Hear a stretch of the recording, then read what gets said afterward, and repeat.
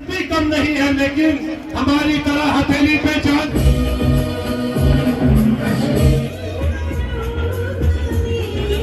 हमारे चाहने वाले आए हैं, उनका पहल दामनी को मनुष्य नजर रखकर आपका बड़ी खोल के अपना वक्त निकाला है। उसे गुजारिश करता हूं तो हमारी डेमोक्रेटिक प्रोग्रेसिव आजाद पार्टी का जो वलवला है वो सारा यहाँ डाइस पर बैठा है, नहीं ले सकता, उसके लिए माजरत खाऊं।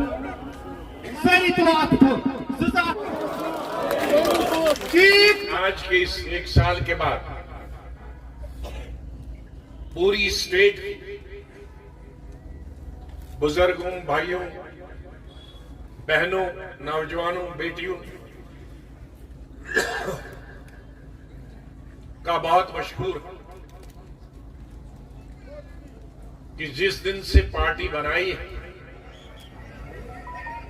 उस दिन से वो मेरे साथ खड़े रहे, चट्टान की तरह खड़े रहे। उसके लिए मैं सलाम करता हूं। हमारी सियासी मसाइब बहुत बढ़ गए। वैसे तो सियासी तौर पर हमारी रियासत 1947 से ही सियासत का शिकार हुई। किसने अच्छा किया, किसने बुरा किया, उस पर मैं जोर नहीं दूंगा, लेकिन कई सियासी गलतियां हुई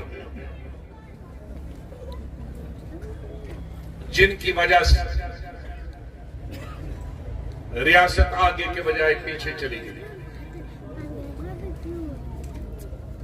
पिछले 9 साल से भी एक अजीम सियासी गलती हुई।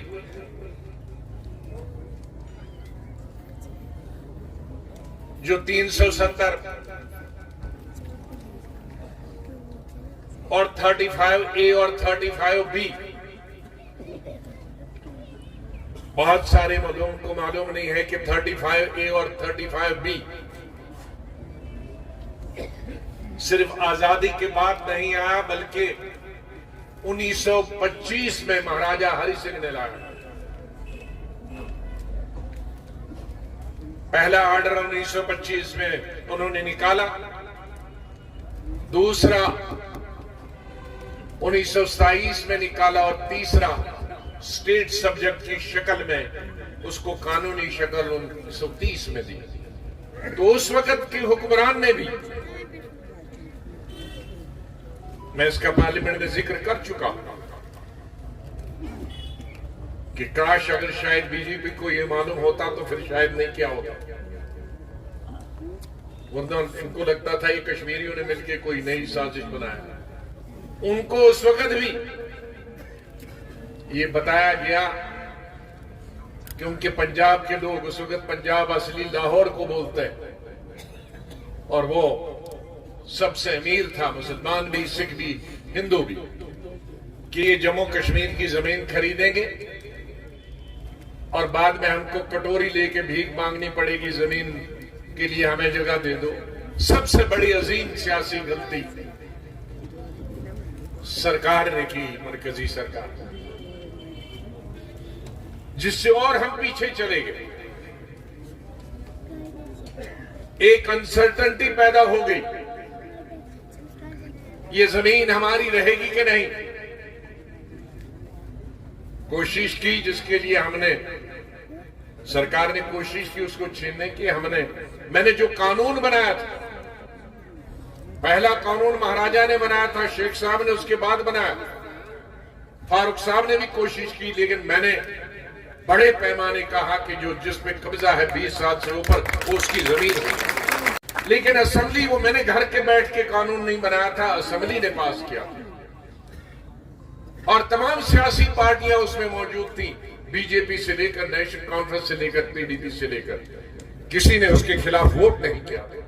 उसका मतलब है कि वो उसमें शामिल था। वो जमीन भी वापस ली। उनको क्या मालूम वापस लेने वालों को कि हमारे पहाड़ों पे लोग गुजर बकालवाल रहते हैं, हमारे गांव में लोग जिसको आज से 20 कनाल थी, अब उसके 50 बच्चे हो गए।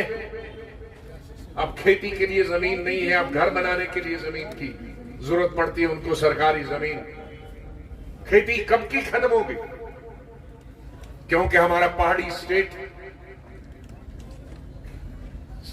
80% तो हमारी जमीन पहाड़ों और जंगलात में, लोगों के लिए कहां? इसलिए जमीनें हमारी सरकार की वो लोगों के लिए है, लोग सरकारी जमीन के लिए नहीं। 2005 में मैंने जब इस्तीफा दिया तो मैं हिंदुस्तान का अर्बन डेवलपमेंट मिनिस्टर, मैं हिंदुस्तान का पार्लियामेंट अफेयर्स मिनिस्टर, उन दोनों महकमों से छोड़ के यहां उस वक्त आया। मैं अपनी रियासत की खिदमत, मेरे जमीन में मेरे दिमाग में कुछ नक्शा था, जो नक्शा था उसे जमीन पे उतारूं। वक्त कम कर था मेरे पास और कुछ सियासियों की, सियासतदानों की, मेरे मेहरबानों की मेरा वक्त और भी कम कर दिया। वो आप अच्छी तरह से जानते हैं, मैं उस पर नहीं जाना चाहता।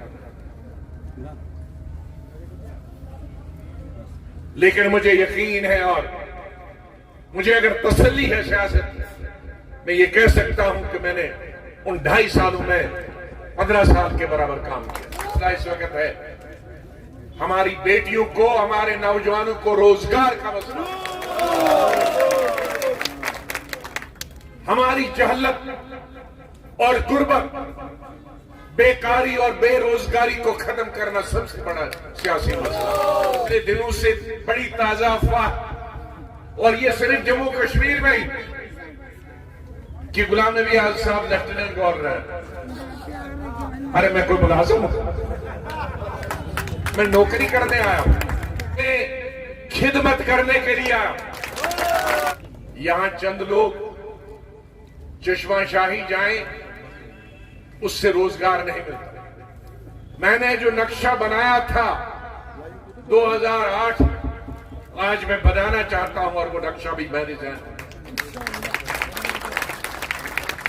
उस वक्त 22 जिले का, अब 20 ही जिले रहे। 22 जिलों के लिए पूरा मेरा नक्शा था कि हर जिले में 10-10, 12-12 जगहें ऐसी चुनी जाएं जहां लाखों लोग जाएं, ताकि हर जिले में